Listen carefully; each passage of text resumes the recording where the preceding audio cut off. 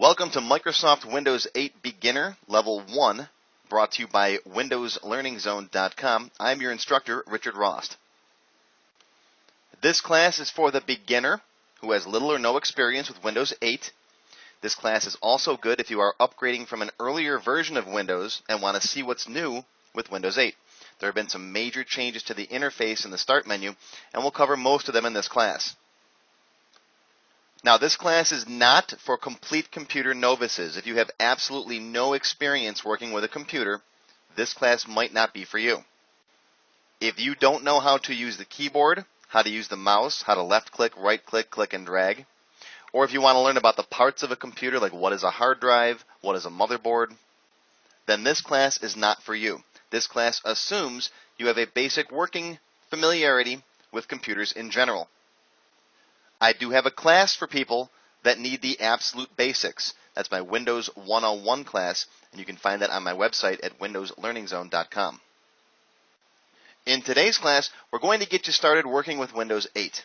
We're going to talk about the different Windows versions. We're going to learn about what's new in Windows 8. We're going to cover all the changes to the menu interface, including the new Start menu. You'll learn how to work with tiles and live tiles and the Charms bar and all the new things they've added to Windows 8. We'll spend some time with the Windows desktop. We'll cover the differences between apps and programs. Apps are new in Windows 8. We'll go over some of the useful apps that are included with Windows 8, and I'll show you how to download apps from the Windows Store. There are lots of different things to configure in Windows 8, so we'll go through some of those. And I'll walk you through some of my custom changes, some of the things I personally like to change about Windows 8 to make it more usable. My courses are broken down into 4 groups: Beginner, Expert, Advanced, and Developer. My beginner courses are for novice users who have little or no experience with Windows. They are designed to give you an overview of the basic features and cover just what you need to know to be productive. The Expert classes are designed for more experienced users who are already familiar with Windows and want to learn more of the power user techniques, customizations, and utilities. When you've mastered the Expert classes, move up to the Advanced lessons. You'll learn how to administer Windows, use more of the power tools, set up networking and security, and lots more. Finally, my developer level courses are designed to teach you how to get the most out of Windows with batch file programming, command line tools, PowerShell, and lots more. Each of my series are broken down into different numbered levels, starting with level 1. Each subsequent level teaches you new and different topics in Windows, building on the lessons learned in the previous classes. When you've finished all the beginner classes, move up to Expert level 1. Then when you finish the Expert series, move up to the Advanced and then Developer series. If you have questions about the topics covered in today's lessons, please feel free to post them in my student forums online. If you're watching this course using my custom video player software or in the online theater on my website, you should see the student forum for each lesson appear in a small window next to or below the class videos, as long as you have an active internet connection. Here you will see all the questions that other students may have asked, as well as my responses to them, in the comments. I encourage you to read through these questions and answers as you start each lesson, and feel free to post your own questions and comments as well. Now let's take a more detailed look at what will be covered in today's class. In Lesson 1, we're going to learn about Windows 8. We'll learn what Windows is, the history of the different versions of Windows, the different editions of Windows 8, the extra features found in Windows 8 Professional, and the difference between 32-bit and 64-bit Windows. In Lesson 2, we're going to talk about what's new in Windows 8. We'll cover the new features, the enhanced features.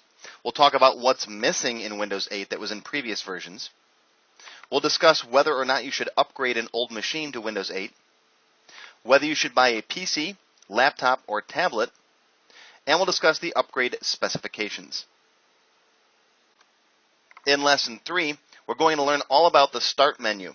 We'll learn about the lock screen, logging on and off of Windows, tiles and active tiles, running and closing apps, the All Apps screen, pinning and unpinning apps to your Start menu, moving and resizing tiles, and locking, signing out, and shutting down your computer.